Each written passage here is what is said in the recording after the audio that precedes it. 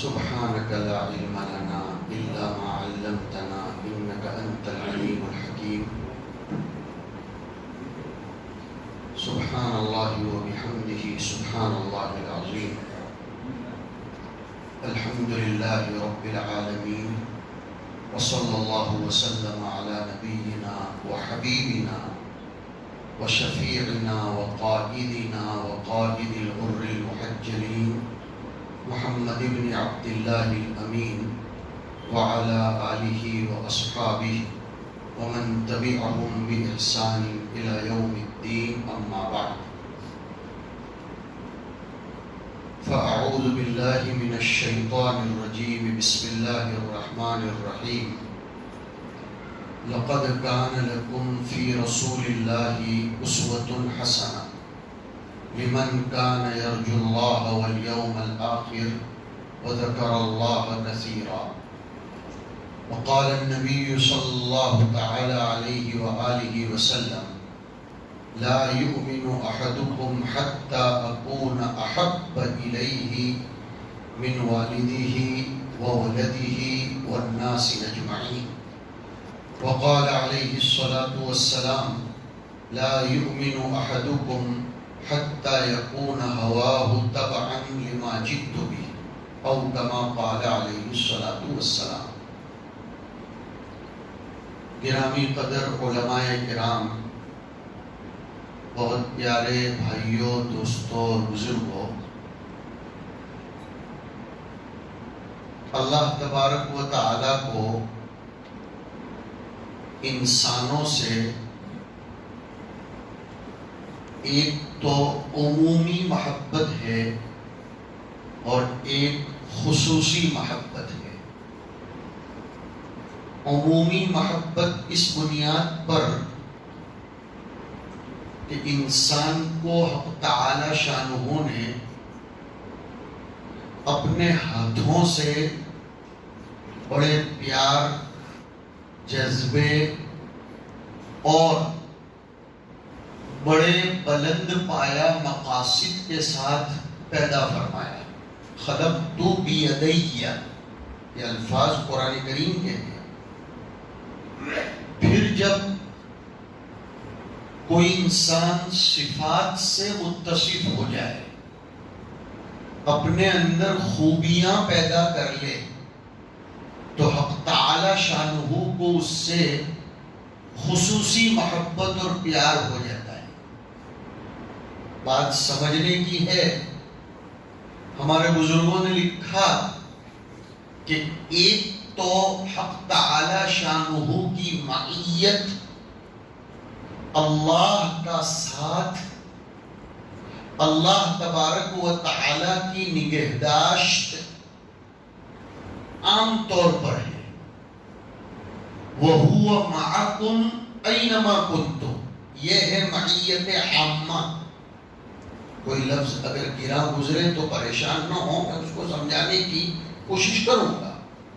معیت عامہ کا مطلب یہ ہے کہ ایک تو یہ ہے کہ اللہ دنیا کے ہر انسان کو اپنے کیمرے میں لیے ہوئے ہیں، چاہے وہ ان کا وفادار ہو، چاہے وہ اپنے کرتوت کی بنیاد پر ان کا غدار ہو، اور اپنے خود کے خیالات و نظریات، اعمال و افکار کی وجہ سے ان کی درگاہ و بارگاہ سے راندہ کر دیا گیا۔ وہ تو نہیں چاہتے کہ کوئی میری درگاہ سے دور ہو جائے، وہ تو نہیں چاہتے، لیکن ان کا اپنا ایک نظام ہے اور سسٹم ہے۔ مگر ایسے لوگ بھی جو خدائے تعالی شانہ کے غدار، بے وفا، ناشکرے ہیں، وہ بھی خدا کی واچ میں تو ہیں، اور خدائے پاک بقدر ضرورت ان کی رعایت بھی کرتا ہے۔ بقدر ضرورت میں بہت کچھ آ گیا۔ یہ جو سسٹم ہے جو میں نے 2-4 سطروں میں سمجھائی، اسی بنیاد پر وہ مادی رزق سے کھانے پینے کی چیزوں سے، صحت و تندرستی سے، سوچنے سمجھنے کی طاقت کی عنایت فرمائیوں سے صرف اپنوں ہی کو نہیں نوازتا، غیروں کو بھی نوازتا ہے. اس کی یہ رعایت ہے سب کے ساتھ. سیدنا ابراہیم علیہ السلام نے ان مادی نعمتوں کو عنایت فرمانے کے لیے درخواست کی تھی کہ وَارْزُقْ أَهْلَهُ مِنَ الثَّمَرَاتِ مَنْ آمَنَ مِنْهُمْ بِاللَّهِ وَالْيَوْمِ الْآخِرِ.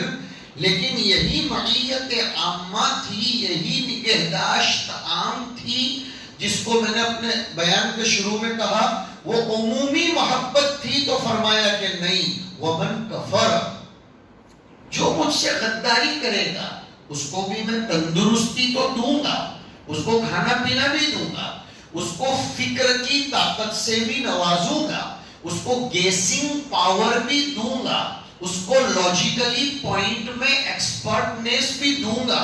سنیے اب آگے، اگر اللہ صرف قوت فکریہ اپنوں ہی کو دیتے تو غیر ایمان نہ لاتے اور قیامت کے دن ایکسکیوز کرتے کہ ہمارے پاس سوچنے سمجھنے کی تو نے طاقت ہی نہیں دی تھی اور ہم کو کچھ قوت نہیں دی تھی اور ہمیں وہ پاور نہیں دیا تھا، لہذا ہم ایمان نہیں لائے، تو اس میں ہمارا قصور نہیں ہے، تو نے ہمیں اس بنیادی نعمت سے محروم رکھا تھا. لیکن نہیں، اس نے عام محبت کی چادر میں سب کو ڈھانپا تو ہے. شیخ سعدی علیہ الرحمہ جن کا ایک شعر قسم خدا محبت خداوندی اور عشق الہی میں ڈوب کر لکھا گیا ہے. شیخ سعدی کا جو ایک شعر ہے، انہوں نے اوستا کے پہلے ہی صفحے پر لکھا ادیم زمین سفر عام اوست بری خان اغما چے دشمن چے دوست. کہ روئے زمین اللہ کا عمومی دسترخوان ہے، اس پر کیا دشمن کیا دوست سب آتے جائیں کھاتے جائیں. اگر صحت کی دولت فکر کی دولت سے فرعون کو بھی محروم رکھا جاتا تو وہ قیامت کے دن یہ کہتا کہ میرا کوئی قصور نہیں ہے، میں ایمان نہیں لایا اس لیے کہ میرے اندر سوچنے سمجھنے کی طاقت ہی نہیں رکھی تھی. اس لیے ایک علمی بحث ہے، ایک آدھ منٹ میں اس کو کہہ کر آگے بڑھ جاؤں گا. علماء کرام بھی محظوظ ہوں گے کہ ایک ایمان تقلیدی ہوتا ہے اور ایک ایمان تحقیقی ہوتا ہے. عوام کے لیے تو تقلیدی ایمان چلنے کے درجے میں چل جائے گا، لیکن علماء کے لیے تحقیقی ایمان کا مکلف کیا گیا ہے اور وہ تحقیق میں استدلال عیانی بھی آتا ہے، جس کی درخواست سیدنا ابراہیم علیہ السلام نے فرمائی تھی ربی ارینی کیف تحیی الموتى قال اولم تؤمن قال بلا ولکن لیطمئن قلبی. یہ تحقیقی، یہ حق تعالی شانہ کی طرف سے کچھ کم لوگوں کا جب سلیکشن ہو جاتا ہے. میں نے جو لفظ کہا کہ حضرت شیخ سعدی رحمت اللہ علیہ عشق الہی میں ڈوبے ہوئے تھے، اسی پر سے آج کے دن کی مناسبت سے بات یاد آ گئی، وہ بھی کہتا چلوں تاکہ حضور کی نسبتوں میں میری اور آپ کی کچھ بلندی ہو جائے. حضرت امیر خسرو رحمت اللہ علیہ کا نام تو تقریباً لوگوں نے سنا ہے. ان کے پیر صاحب تھے خواجہ نظام الدین اولیاء رحمت اللہ علیہ. جب امیر خسرو اتنے بڑے ہیں لیکن اللہ والوں کے قدموں میں، اور ایسے اللہ والے جو روک ٹوک کرتے ہوں، آج کل لوگ ایسے اللہ والے تلاش کرتے ہیں جو اپنے چھوٹوں کی ہاں میں ہاں ملاتے ہوں. بقول ہمارے حضرت مولانا سید ذوالفقار صاحب رحمت اللہ علیہ کے کہ ان تلید الامۃ ربتہا کا دور ہے کہ اب چھوٹے بڑوں کو اپنا تابع کرنا چاہتے ہیں، اولاد بھی اپنے باپ کو اپنے تابع کرنا چاہتی ہے کہ میں ابا کی ہاں میں ہاں نہ ملاؤں، ابا میری ہاں میں ہاں ملائے. شاگرد اور تلامذہ یہ چاہتے ہیں اساتذہ ہماری ہاں میں ہاں ملائیں، ہم ان کی ہاں میں نہ ملائیں. اگر وہ ہمارے تابع ہو جائیں، چاہے وہ ہمارے مذہومہ خیالات ہوں افکار ہوں تو ہم ان کے ہیں، ورنہ ہم ان کو اپنی لسٹ سے خارج کر دیں گے. یہ مصیبت ہے. لیکن حضرت امیر خسرو رحمت اللہ علیہ اتنے بڑے درجے کے تھے، خواجہ نظام الدین اولیاء رحمت اللہ علیہ کے قدموں میں جا گرے. اب نبی پاک علیہ السلام کی منقبت میں امیر خسرو بہت بڑے شاعر بھی تھے، ان کے اشعار بھی ہیں، انہوں نے رباعی اشعار کا ایک کلام پیش فرمایا، 4 پر مشتمل، رباعی، 4 بولتے ہیں۔ خواجہ نظام الدین رحمۃ اللہ علیہ نے فرمایا بیٹے امیر خسرو وہ بات نہیں ہے جو شیخ سعدی کے 4 اشعار میں ہے، انہوں نے اور پیش کیے اور پیش کیے، پیش کرتے چلے گئے، لیکن خواجہ نظام الدین رحمۃ اللہ علیہ کی بارگاہ سے وہ توثیق نہ مل پائی، تصویب تو ہوئی لیکن توثیق نہ مل پائی جو شیخ سعدی رحمۃ اللہ علیہ کے اشعار میں تھی۔ کہا وہ کون سے اشعار ہے؟ کہ شیخ سعدی رحمۃ اللہ علیہ فرمایا کرتے تھے بلغ العلا بکمالہ کشف الدجا بجمالہ حسونت جمیع خصالہ۔ اب ذرا یہاں اٹک جاؤ، فرماتے ہیں شیخ سعدی رحمۃ اللہ علیہ کہ میں نے جب یہ 3 مصرے کہے تو 4تھا مصرع فٹ نہیں ہو رہا تھا۔ بلغ العلا بکمالہ کہ نبی بلند درجات پر پہنچے اپنے کمالات کی نسبت اور سب کے طفیل، کشف الدجا بجمالہ اور دنیائے ضلالت اور گمراہیوں کے گھٹا ٹوپ اندھیروں کو اپنے جمال باطن سے آپ نے کھول دیا۔ میں نے بیچ میں تشریح بھی ایک جملے میں کر دی، حسونت جمیع خصالہ، آپ کے باطنی، ظاہری، طبعی، بشری، شرعی، عرفی جتنی بھی خصلتیں تھیں سب کے سب قابل حسن، قابل داد۔ اب آگے نہیں بیٹھ رہا تھا، کوئی مصرع یاد بھی نہیں آ رہا تھا، سو گئے۔ دیکھتے ہیں خود شیخ سعدی رحمۃ اللہ علیہ دربار سجا ہوا ہے، نبی اکرم صلی اللہ علیہ وسلم تشریف فرما ہے اور شیخین بھی تشریف فرما ہے، سیدنا ابو بکر و عمر رضی اللہ تعالیٰ عنہما۔ کہا سعدی اپنے اشعار پیش کرو۔ شیخ سعدی نے پیش کیے اور فرمایا حضرت آخری مصرع فٹ نہیں بیٹھ رہا ہے۔ کہا کہہ کیوں نہیں دیتے کہ صلو علیہ وآلہ، کہ جب آپ پڑھ لیجئے درود شریف ایک مرتبہ، اللہم صلی وسلم وبارک علی سیدنا و مولانا محمد عبدک و رسولک وصلی علی المؤمنین والمؤمنات والمسلمین والمسلمات۔ یہ پہلے 3 مصرے استحقاق پیدا کرتے ہیں حضور پر درود و شریف کثرت سے پڑھنے کے۔ یہ ہم اس کی تشریح کر رہے ہیں کہ جب حضور اتنے بلند و بالا ذات والا صفات ہیں، بیان جہاں سے شروع ہوا تھا وہاں پھر لے آیا کہ اللہ کی محبت عامہ، اللہ کی توجہ عام، یہ دنیا کے ہر انسان کو میسر ہے اس لیے کہ وہ آدم کی اولاد ہے، لیکن خصوصی محبت صفات کی بنیاد پر ہوتی ہے۔ ایک جملہ سنتے چلے جائیے، انسان میں ہو چاہے وہ ذی روح انسان ہو، چاہے غیر ذی روح اشیاء ہو، کوئی سی بھی چیز لے لو، اگر کمال پیدا کرنا ہے تو ذات کی بنیاد پر نہیں ہوتا، صفات کی بنیاد پر کمال پیدا ہوتا ہے۔ یہی سے تجزیہ کر لیں آج کے دن کہ محمد ابن عبداللہ ذات تھے 40 سال تک، لیکن 40 کے بعد محمد رسول اللہ صفت بن گئے تو اب اسوۃ حسنہ بن گئے۔ اس لیے قرآن کریم نے یہ نہیں کہا کہ لقد کان لکم فی محمد ابن عبداللہ اسوۃ حسنہ، بلکہ یہ فرمایا لقد کان لکم فی رسول اللہ اسوۃ حسنہ۔ کیا کمال کر دیا ہے۔ حضرت اقدس تھانوی رحمۃ اللہ علیہ نے فرمایا کہ جو شخص حضور کی تعریف، آپ کی سلطنت، آپ کی حکمرانی، آپ کی فرمانروائی اور آپ کی کمانڈرشپ اور آپ کی لیڈرشپ کی بنیاد پر کرتا ہو، اس کو کوئی ثواب نہیں ملے گا، وہ عند اللہ تقرب کا کوئی ذریعہ پیدا نہیں کر پائے گا۔ ہاں اگر وہ اس لیے حضور کی منقبت میں کلمات کہہ لیتا ہے، چاہے وہ منظوم کلام کہے یا منصور کلام کہے، مگر وہ اس نسبت پر کلام کرتا ہے کہ وہ محمد الرسول اللہ تھے، تو یہ اس کے لیے کام بن جائے گا۔ کیوں؟ محمد ابن عبداللہ ایک ذات تھی اور محمد الرسول اللہ ایک صفت تھی۔ آج بھی مسلمانوں کو سیرت کے حوالے سے یہ پیغام دیا جا رہا ہے، جو راز امام رازی نے کھولا ہے۔ آج کل تقریباً ہر مسلمان کی زبان پر ایک سوال ہے، میں بھی ان میں سے ہوں، آپ بھی ہیں، لیکن جواب آپ کو علماء دے رہے ہیں، وہ سوال یہ ہے ہمیں غلبہ کب ملے گا، اور نمبر 2 ہم لوگوں کی آنکھوں میں چھپ رہے ہیں بس کب جائیں گے، محبوب کب بن جائیں گے، لوگوں کی آنکھوں میں ہمارا رعب، ہماری ہیبت، ہماری محبت، ہمارا دبدبہ. یہ میں لفظ عزت کے ترجمے کر رہا ہوں، اب آ رہا ہوں لفظ عزت پر، اس لیے کہ عزت میں یہ سارے معنی ہیں. عزیز غالب کو بھی کہتے ہیں اور عزیز پیارے کو بھی کہتے ہیں. اب آئیے حق تعالی شانہ کی ایک آیت کی طرف. اللہ نے جواب دیا کہ غلبہ پانا ہے، پیار پیدا کرنا ہے، ہیبت بٹھانی ہے آنکھوں میں، رعب اور دبدبہ والے قوم بننا ہے، تو سڑکوں پر اترنے سے رعب پیدا نہیں ہوگا، کثرت پیدا کرنے سے رعب پیدا نہیں ہوگا، اور میجورٹی پیدا کرنے سے رعب پیدا نہیں ہوگا، نعروں سے رعب پیدا نہیں ہوگا، آستین چڑھانے سے رعب پیدا نہیں ہوگا، جھنڈے پھرکانے سے رعب پیدا نہیں ہوگا.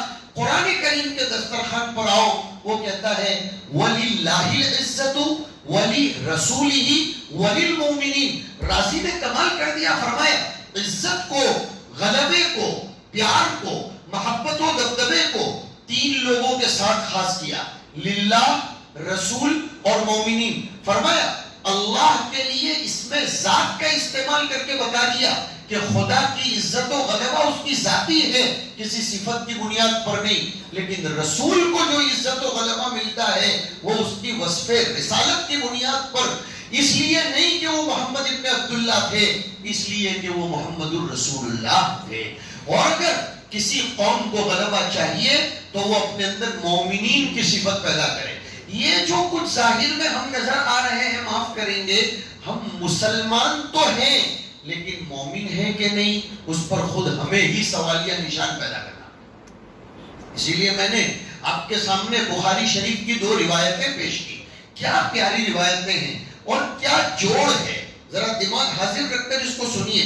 اس لیے کہ حضور کی باتوں میں قلب کو بھی بہت بڑا دخل ہے اور دماغ کو بھی دخل ہے. قلب یہ ذکر کرے گا اور دماغ یہ فکر کرے گا، اور اسلام دونوں سے مرکب ہے. اسلام ذکر سے بھی اور فکر سے بھی. اگر اکیلی فکر ہوگی اور اس کی پشت پناہی ذکر نہیں کرتا ہوگا تو باوجود بہت بڑے قلمکار ہونے کے، اور میں اشارے کرتے چلا جا رہا ہوں، بہت بڑے صاحب فکر ہونے کے، امت میں شعائر اسلامیہ اور اصطلاحات ایمانیہ کے باب میں گمراہی پیدا کرنے والا آدمی بن جاتا ہے. اور اگر نرا ذکر ہی ذکر ہوگا اور فکر نہیں ہوگا تو وہ رہبانیت کا علم بردار بنے گا. چنانچہ یہ 2 روایتوں کو سمجھیے. آئیے میں آپ کو دعوت دے رہا ہوں. حضور فرماتے ہیں پہلے تو لا یؤمن احدکم حتی اکون احب الیہ من والدہ وولدہ والناس اجمعین، کہ تم میں سے کسی کا ایمان، اس لیے کہ بیچ میں بحث چھڑ گئی کہ ہم مسلمان تو نظر آ رہے ہیں، کرتا پائجامہ پہن لیا جمعہ کے دن ماشاءاللہ، دال چاول بنا لیے اور سید الطعام یہ ہمارے دسترخوانوں پر نظر آنے لگا، اور ایسے موقعوں پر خود ساختہ عید کے موقعوں پر اور شریعت کی مقرر کردہ، اب یہاں میں نے لفظ ساختہ نہیں بولا، شریعت کی مقرر کردہ عیدین کے موقع پر ہم کچھ ذرا نظر تو آ جاتے ہیں کہ مسلمان ہیں، لیکن اندر کی حقیقت کیا ہے وہ کب مضبوط ہوگی؟ جس کی بنیاد پر عزت ملے گی وہ ہے جو میں نے 2 حدیثوں میں پیش کی.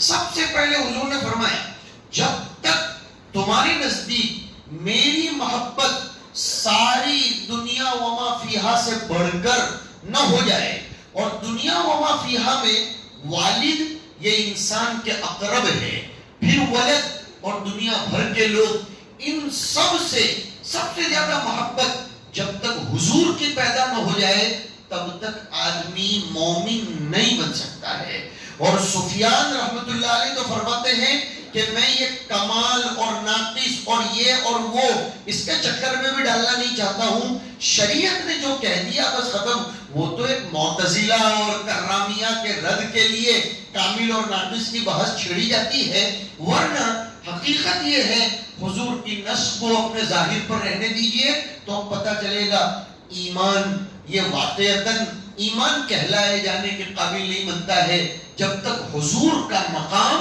احبیت کے درجے تک نہ پہنچ جائے. اور کمال ہے حضور کے کلام میں کہ حتی اکون احب الیہ من والدہ و ولدہ. سوال پیدا ہوتا ہے انسان کو ماں باپ سے زیادہ محبت ہوتی ہے اولاد سے؟ تو دنیا بھر کا مشاہدہ ہے، سب کا مشاہدہ ہے. اسی لیے اولاد کا حصہ وراثت میں بھی زیادہ رکھا گیا ہے. یہ اور بات ہے کہ وہاں شان حاکمانہ کے پیش نظر یہ فرما دیا گیا کہ آباؤکم و ابناؤکم لا تدرون ایہم اقرب لکم نفعا، کہ جو ہم نے فرائض کا نظام بنایا ہے، وراثت میں جو نظام بنایا ہے، یہ بھی آج کے بیان میں سن لیجئے کہ جو نظام وراثت کی تقسیم کا بنایا ہے، شوہر کو اتنا، بیوی کو اتنا، باپ کو اتنا، ماں کو اتنا، مذکر اولاد کو اتنا، مؤنث اولاد کو اتنا، سگے بھائی بہنوں کو اتنا، اور ماں شریک باپ شریک بھائی بہنوں کو اتنا اتنا. کبھی کبھی کور چشم اور کوتاہ فہم انسان کبھی کبھی اللہ کی طرف سے ہدایت کے نہ ملنے کے نتیجے میں اعتراض کر بیٹھتا ہے کہ سمجھ میں نہیں آتا، باپ کا حصہ کم ہے اور بیٹے کا حصہ زیادہ ہے. عقلی دلائل دیے ہیں علماء نے جس کا بھی موقع نہیں ہے پھر کسی اور موقع سے. لیکن میں نے ایک لفظ کہا تھا، قرآن کریم نے حاکمانہ شان میں فرما دیا لا تدرون ایہم اقرب لکم نفعا، اور لا تدرون فرمایا اس لیے کہ درایت عربی میں کہتے ہیں بتیرے کوشش کرنے کے بعد حاصل ہونے والے علم کو، کہ کتنی کوشش کر کے مر جاؤ گے پتہ نہیں چلے گا کہ انجام کے اعتبار سے تمہارے آبا تمہارے اقرب ہیں یا تمہارے ابنا تمہارے اقرب ہیں. چپ رہ جاؤ، یہ نظام ہمارا ہے. اس لیے آگے فرمایا فریضۃ من اللہ، یہ خدا کی شریعت ہے.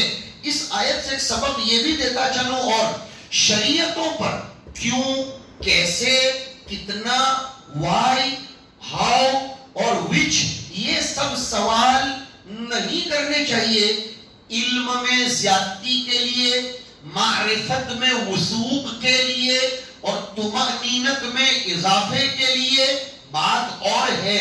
لیکن نفس عبد خدا بننے کے لیے اور نفس امتی رسول بننے کے لیے کیوں کا سوال کیا؟ بھٹک جائیں گے. اس لیے کہ حضرت مولانا علی میاں صاحب نے تو کمال کر دیا ہے اس جملے میں. کیا کمال کر دیا ہے؟ فرمایا عبدیت جب تک پیدا نہیں ہوگی تب تک انسان خدائے پاک کی اتباع نہیں کر سکتا ہے، اور عبدیت کا اظہار دعا کی شکل میں ہوتا ہے اور امتی ہونے کا اظہار دعوت کی شکل میں ہوتا ہے. کیا بات ہے! خدا کا کامل بندہ بننا ہے تو آپ بندے ہیں کہ نہیں وہ کب نظر آئے گا؟ جب آدمی خدا پاک کے سامنے گڑ گڑاتا ہوگا. ہم لوگ دنیا کے سامنے اپنے ذاتی اجتماعی دونوں باتیں کر رہا ہوں، ذاتی بھی اور اجتماعی بھی تقاضے رکھنے کے لیے گھنٹوں لائنوں میں کھڑے رہتے ہیں کیونکہ فوٹو میں آنا ہے، فوٹو میں آنا ہے. بلکہ کبھی کبھی دیکھتے ہیں ہماری بھی نظریں رہتی ہیں سوشل میڈیا پر، بالکل غافل بھی نہیں ہیں اور بالکل مستغرب بھی نہیں ہے کہ کچھ لوگ پیچھے کی لائن میں کھڑے ہیں لیکن زبردستی ہاتھ لگا رہے ہیں اور نظر پوری کیمرے کی طرف ہے. میرے بھائیوں یہ کیا تماشا ہے کہ فوٹو کھچوانے ہیں یا الیکشن میں رائے عامہ کو ہموار کرنا ہے تو گھنٹوں لائنوں میں کھڑے رہیں گے، اور حق تعالی شانہ سے اپنا مدعا منظور کروانا ہے تو صبح 10 منٹ کی قربانی بھی ہم نہیں دے سکتے، اور دن میں کل ملا کر 1 گھنٹے بھی قربانی نہیں دے سکتے، تو پھر ہم عبد خدا کہلائے جانے کے قابل کیسے بنیں گے؟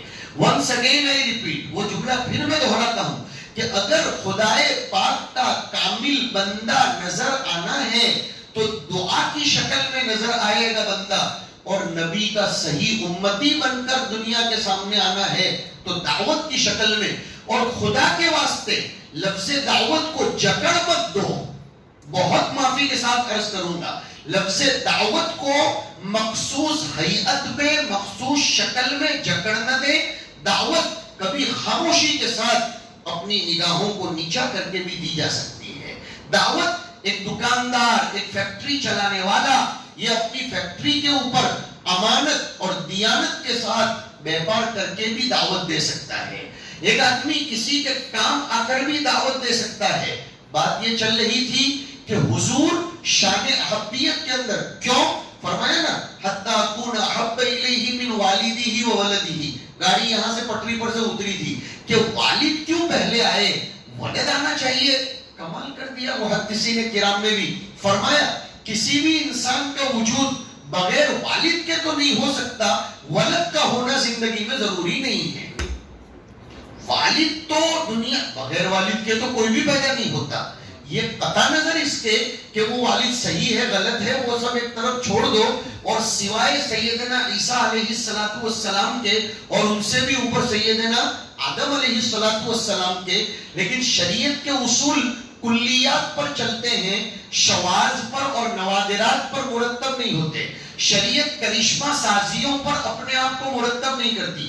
اسی لیے کرامت شریعت میں دلیل نہیں ہے، کشف و الہام شریعت میں دلیل نہیں ہے، خواب شریعت میں دلیل نہیں ہے.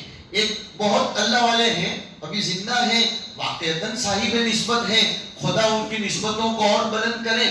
ان کے پاس ایک صاحب نے آ کر عرض کیا کہ مجھے جناب نبی اکرم صلی اللہ علیہ وسلم خواب میں تشریف لائے اور فرمانے لگے تم فلاں جگہ پر چلے جاؤ اور وہاں اپنا کام شروع کر دو. تو انہوں نے جواب یہ دیا آپ کو آئے، مجھ کو جس دن آ کر کہیں گے کہ میں آپ کا اپوائنٹمنٹ کر لوں تو میں آپ کا اپوائنٹمنٹ کر لوں گا. اسی بہت ہوشیاری کا جواب دیا ہے. پتا چلا کہ خواب کائنم من کان ہو، بشارت ہے، اس سے انکار نہیں. ہم بھی سمجھتے ہیں انہو لم یبق من النبوۃ الا المبشرات الصالحہ یراہا المسلم او تراہا او ترا لہو. وہ یراہا اور ترا دو الگ الگ روایتیں راوی کی ہیں، لیکن اس میں بھی ایک مستقل کلام ہے کہ ان دونوں سے ایک الگ بات نکلتی ہے، وہ ایک علمی چیز ہے. خیر پتہ یہ چلا کشف و الہام ہو اور خواب ہو، شریعت میں کوئی دلیل نہیں ہے، وہ تسلی کے لیے ہوتے ہیں یا ذرا تبشیر کے لیے. لیکن نبی کا خواب یہ زبردست قسم کی دلیل ہوتا ہے، اس لیے کہ نبی کی نیند نہیں ہوتی. اس لیے کہ نبی نے فرمایا میں سوتا ہوں، میری آنکھ بند نظر آتی ہے لیکن میرا قلب تو جاگتا رہتا ہے. یہیں سے ابن تیمیہ علیہ الرحمہ نے لکھا مدرک وحی اصل میں قلب ہے، اعضائے ظاہرہ نہیں ہے. وحی یہ قلب کے ساتھ اس کا تعلق ہے. اس سے بھی سمجھ میں آیا جب وحی کا تعلق قلب سے ہے تو علوم وحی کا تعلق بھی قلب سے ہوگا. قل من كان عدوا لجبريل فإنه نزله على قلبك وإنه لتنزيل رب العالمين نزل به الروح الأمين على قلبك. وحی کے الفاظ کو غیروں نے اس پر ریسرچ کیا، پڑھا، غور کیا تو وہ قائل تو ہوئے لیکن گھائل نہیں ہوئے اور فائل بھی نہیں بنی. اور ایمان کا تعلق قلب سے ہے. مومن جب وحی کو پڑھتا ہے تو وحی اس کے قلب کو دستک دیتی ہے اور پھر وہ قلب سے عقیدت مند بنتا ہے اور عقیدت کی لمبی تا پھر گول تا کی شکل اختیار کر کے اس کو جکڑ لیتی ہے اور خدا پاک کا وہ قائل، گھائل اور پھر اس کی فائل بن جاتی ہے. یہ اللہ تبارک و تعالیٰ کا نظام ہے. تو بات یہ تھی کہ تم میں سے کوئی کامل مومن نہیں بن سکتا، یا سفیان علیہ الرحمہ کے کہنے کے وہ موجب اس کے ایمان کا ہی سوال ہے جب تک کہ حضور سب سے زیادہ پیارے نہ بن جائیں. اب محبت اور پیار کسے کہتے ہیں یہ سب سے بڑا سوال ہے. اس میں دنیا گڑبڑ کر رہی ہے، جس کو اپنے یہاں گجراتی میں کہتے ہیں، یعنی وہ ہندی میں ہے لیکن اپنے گجرات میں یہ کہا جانے والا شعر ہے سمجھ کا پھیر ہے، اسی کا نام اجمیر ہے. اور تھوڑی سی اجازت کے ساتھ آگے بڑھاؤں، اسی میں پوری دنیا اندھیر ہے. سمجھ کا پھیر ہے. میں نے خود خواجہ معین الدین چشتی رحمۃ اللہ علیہ کے آستانے پر ایک مرتبہ 12 ربیع الاول کو کچھ بات کہنے کا موقع مل گیا تھا وہیں کے لوگوں کے کہنے سے. تو میں نے کہا ہم خواجہ صاحب کو بھی مانتے ہیں اور خواجہ صاحب کی بھی مانتے ہیں، اور تم لوگ خواجہ صاحب کو تو مانتے ہو لیکن کی نہیں مانتے، اسی سے خط فاصل ہو جاتا ہے. اب ہم تھوڑے اوپر چلتے ہیں. رسول اللہ کو تو صلی اللہ علیہ وسلم دنیا بھر کے لوگ مانتے ہیں. کوئی بھی رسول کے بارے میں وہ جو کہہ رہے ہیں نا وہ بھی دل سے کلام نہیں کرتے، وہ تو اس درخت پر پھل زیادہ لگے ہیں اسی لیے پتھر مار رہے ہیں، اسی لیے ہمارے عربی میں کہاوت ہے یرم الحجر علی الشجر ذاتی ثمر، پتھر اسی درخت پر زیادہ مارے جاتے ہیں جس پر پھل زیادہ لگے ہوں، ورنہ پوری دنیا مانتی ہے کہ سرکار کیسے تھے، مگر اس سے کام نہیں چلتا کہ رسول اللہ کی شان میں قصیدے پڑھ لیے جائیں۔ غیروں نے بھی قصیدے پڑھے، بلکہ کچھ لوگوں نے تو حضور کے باب میں ایسے کلمات کہہ دیے ہیں کہ بڑے بڑے ادبا اور بڑے بڑے مومنین یہ وہاں بالکل دست بستہ نظر آتے ہیں، ایسے کلمات کہے، لیکن اس سے کام نہیں چلتا ہے۔ کام تب چلتا ہے جب رسول کی بھی مانی جائے۔ یہ فرمایا حتی اکون احب الیہ۔ اب جو میں نے اشارہ کیا تھا کہ دوسری حدیث شریف کو اس کے ساتھ جوڑو، لا یؤمن احدکم، اس حدیث میں بھی ہے، اور دوسری حدیث شریف جو پڑھی اس میں بھی فرمایا لا یؤمن احدکم حتی یکون ہواہ تبعا لما جئت بہ۔ ہماری کوتاہ نظر میں ہمارے بڑوں کی توجہات کے نتیجے میں بات یہ سمجھ میں آ رہی ہے، واللہ تعالی اعلم بالصواب، کہ حتی اکون احب الیہ کا معیار حتی یکون ہواہ تبعا لما جئت بہ کو بتایا گیا ہے۔ اب ذرا اس کو 8-10 منٹ میں سمجھا کر گفتگو ختم کروں گا، لیکن اس کو خوب سمجھ لیجیے۔ حضور کی محبت ہمارے اور آپ کے دلوں میں کتنی ہے، اس کا تھرمامیٹر نہ میں آپ کے لیے طے کروں نہ آپ میرے لیے طے کریں، اس لیے کہ ویسے بھی محبت امر باطنی ہے۔ جب محبت حب الشیء یعمی و یصم، یہ حدیث نہیں ہے، کسی بڑے کا ملفوظ ہے اور اس میں بھی الگ الگ، لیکن بات مبنی پر حقیقت ہے کہ کسی چیز کے پیچھے آدمی جب دیوانہ بن جاتا ہے، اور علامہ قاسم نانوتوی رحمۃ اللہ علیہ نے تو کمال کر دیا، یہ علماء دیوبند کیسے محبت میں ڈوبے ہوئے ہیں۔ فرمایا بخاری شریف پڑھاتے پڑھاتے کہ حب الرسول صلی اللہ علیہ وسلم من الایمان، کا محبت کو حب بولتے ہیں، ہا یہ حروف حلقیہ سے ہے اور با یہ حروف شفویہ سے ہے، اور مخارج کی ابتدا شفتین سے ہو کر حلق پر انتہا ہوتی ہے۔ پتہ چلا کہ نبی کی محبت یہ از ابتدا تا انتہا ہونی چاہیے، درمیان میں کہیں لٹکنا نہیں چاہیے، اور پھر اس میں بھی ہا کو اختیار کر کے وسطیت کو پیش کیا گیا، اس لیے کہ خا اور ہا یہ بالکل نیچے گلے کے حصے سے ادا ہوتے ہیں، اور باقی لیکن یہ بالکل بیچ میں سے۔ پتہ چلا محبت میں اعتدال، محبت میں اعتدال کا کیا مطلب سمجھنے کی کوشش کریں، بات قیمتی ہے۔ محبت کی حد تک ہو، وہ محبت حضور کو الوہیت تک نہ پہنچا دے، اور محبت واقعتاً محبت ہو کہ حضور کو آپ کے مقام سے نیچے بھی نہ گرا دے۔ کمال کر دیا ہے، بات یاد آ گئی آپ حضرات کی برکت سے۔ علامہ یعقوب نانوتوی رحمۃ اللہ علیہ سے کسی بریلوی نے سوال کر لیا تھا کہ تم دیوبندی نبی علیہ السلام کو بشر مانتے ہو اور ہم نور کہتے ہیں، تم لوگ گستاخ ہو، نبی کو بشر کیسے کہتے ہیں؟ بڑے بڑے تھے، فرمایا بشر لا کل بشر کل یاقوت بین الحجر۔ کیا جواب دیا، بشر لا کل بشر، نبی بشر تو تھے لیکن عام بشر اور عام انسانوں کی طرح نہیں۔ آگے سنیے، آگے دلیل کیا مضبوط تھی۔ یاقوت، مرجان، عقیق، لولو، فیروز، یہ سب کے سب بھی پتھر ہیں، اسٹون، اس کا نام بھی تو اسٹون ہے، اور کپچی ریتی یہ بھی اسٹون ہے، لیکن یاقوت کی قدر و قیمت کروڑوں سے بھی بڑھ کر ہے۔ اور یہ کپچی اور ریتی کی قدر و قیمت کیا ہے، اس کو بیان کرنے سے بھی طبیعت مقدر ہو رہی ہے اس کے قدر کے باب میں۔ سمجھ میں آیا کہ انسان کو نبی اکرم صلی اللہ علیہ وسلم سے احبیت والا تعلق ہونا چاہیے۔ تو میں بتا یہ رہا تھا کہ ہم خود طے کریں کہ حضور کی محبت میرے آپ کے دل میں کتنی کتنی ہے، وہ خود حضور نے تھرمامیٹر بتا دیا، اس لیے کہ دنیا والوں کو تھرمامیٹر نہیں دیا ہے، پھر بھی تکفیر تک چلے جاتے ہیں، گستاخی رسول کے فتوے لگاتے ہیں وغیرہ وغیرہ۔ لیکن آؤ نا سرکار کے دسترخوان پر چلتے ہیں، آپ ہی بتا دیں گے کہ احبیت کس کی ہے۔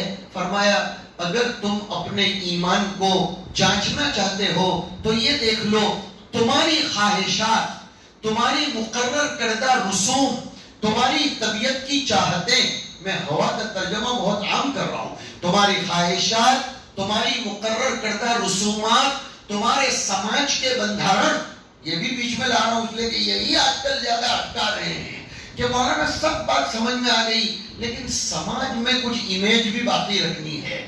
فرمایا نہیں، ایسے موقع پر دیکھو کہ تمہاری خواہشات، تمہارے اندر کے چونچلے، تمہارے بندھارن یہ کتنے تابع ہیں میری شریعت کے.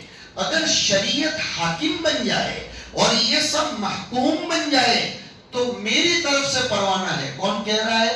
حضرت نبی پاک صلی اللہ علیہ وسلم. اور محبوب اگر یہ کہہ دے کہ میں نے تجھ کو اپنا محب مان لیا تو پھر دنیا کتنے بھی فتوے لگاتی ہو تو اسے کیا فرق پڑ جاتا ہے. اور اگر محبوب راندے درگاہ کر دے تو دنیا کتنی محبت کے گن گاتی ہو اس سے کچھ فرق نہیں پڑتا. بیان کا خلاصہ آخری 4 منٹ میں یہ ہے کہ ہماری طبیعتوں کو شریعت کے تابع بنائیں گے تو نبی سے محبت کے گن گائے جانے کے ہم قابل بنیں گے. اور اگر ہماری طبیعت شریعت کے تابع نہیں ہے تو پھر محبت تو بہت بات کی چیز ہے، خود سوال کھڑا ہو جائے گا ایمان پر. حضرت اقدس مولانا مدنی نور اللہ مرقدہ سے کسی نے سوال کیا تھا کہ what is the definition of تصوفism؟ تصوف کسے کہتے ہیں؟ بہت سے لوگ تصوف کو نہیں سمجھتے اس لیے خامخواہ اس کے پیچھے پڑ جاتے ہیں. یہ قلبی حقیقت کا نام ہے جو ارباب قلوب سے ہی سمجھی جا سکتی ہے ورنہ الفاظ سے نہیں سمجھی جا سکتی ہے. یہ صاف بات ہے. تو حضرت مدنی رحمت اللہ علیہ نے فرمایا جس دن طبیعت شریعت کے تابع بن جائے سمجھ لو کہ آپ تصوف میں قدم رکھ چکے ہیں اور اس کے دریا میں جو بحر مواج ہے غوطہ زنی کرتے کرتے آگے بڑھتے جا رہے ہیں. کیا پیاری بات بتائی. آج یہ المیہ ہے، شادی بیاہ کے موقعوں پر سمجھ میں آ جاتا ہے کہ احبیت رسول ہے یا احبیت رسومات ہے.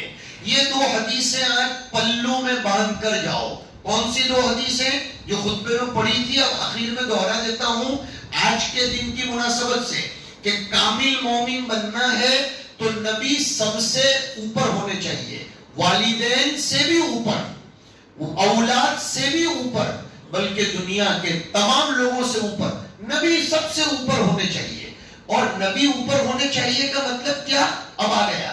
نبی کی چاہت سب کی چاہت پر مقدم ہونی چاہیے. اور نبی خدا کے پیارے، نبی سے محبت کر لی تو ہم خدا کے پیارے بن جائیں گے. اور خدا کے جب ہم محبوب بن جائیں گے تو محبوب کی منشا کے مطابق دنیا کے فیصلے ہوتے ہیں. خدا ہمارا محب بنے گا اور ہم اس کے محبوب بن جائیں گے، پھر ہمارے اشاروں پر دنیا کا نظام چلے گا. ہمارے اشاروں پر دنیا کا نظام چلے گا. آج یہ عزم کر کے اٹھتے ہیں کہ آج کے دن کوشش کریں گے کہ نبی کی محبت میں الفاظ کے ذریعے نہیں بلکہ اپنی خواہشات کو شریعت کے تابع بنا کر ہم ڈبکی لگا کر آگے بڑھتے چلے جائیں گے. ڈیپ پہ جائیں گے، جتنے ڈیپ میں جاؤ گے اتنے سیپ اور جواہر ہمیں کام آئیں گے. اللہ نے اس کو اسی لیے بہت بڑا احسان قرار دیا ہے. آج ہونا یہ چاہیے کہ ہم کم از کم ہم میں کا ہر فرد 1000 مرتبہ بارگاہ رسالت میں نذران عقیدت پیش کرے. اس لیے کہ جمہور کے قول کے مطابق، متفق علیہ نہیں ہے لیکن جمہور کے قول کے مطابق 12 ربیع الاول کو دنیا کو وہ تحفہ ملا ہے، میں جو جملے کہہ رہا ہوں سنیے، وہ تحفہ ملا ہے جس تحفے کے دیدار کے لیے فلک و انجم، کواکب و سیارگان، سما و ارض، عالم ملکوت کی تمام چیزیں چشم پہ انتظار تھی جب سے پیدا ہوئی تھی کہ جس کے لیے یہ بزم سجائی گئی ہے وہ کب آئے گا. جب وہ آ گئے تو اب اشارہ ہو گیا کہ اب یہ لپیٹا جانے والا ہے. مگر وہ بزم سجی تھی اتنی بڑی، وہ پنڈال بنا تھا اتنی مدت سے کہ اس کو لپیٹنے میں چند صدیاں لگتی ہیں. تو کم از کم آج مغرب سے پہلے پہلے تک جمعہ کا دن بھی ہے، 12 ربیع الاول بھی ہے. کتنا اچھا ہوگا 1000 مرتبہ درود پاک کا نذرانہ حضور پر احسان کرنے کے لیے نہیں، ہمیں سعادت مندوں میں شمار کرنے کے لیے بن جائیں. حق تعالی شانہ ہم سب کو اپنا محبوب و مقبول بنائے اور نبی علیہ الصلوۃ والسلام سے ہماری نسبتوں کو بتقاضۂ شریعت بلند کرنے کی توفیق نصیب فرمائے. وصلی اللہ وسلم علی نبینا و مولانا محمد وعلی آلہ و اصحابہ اجمعین.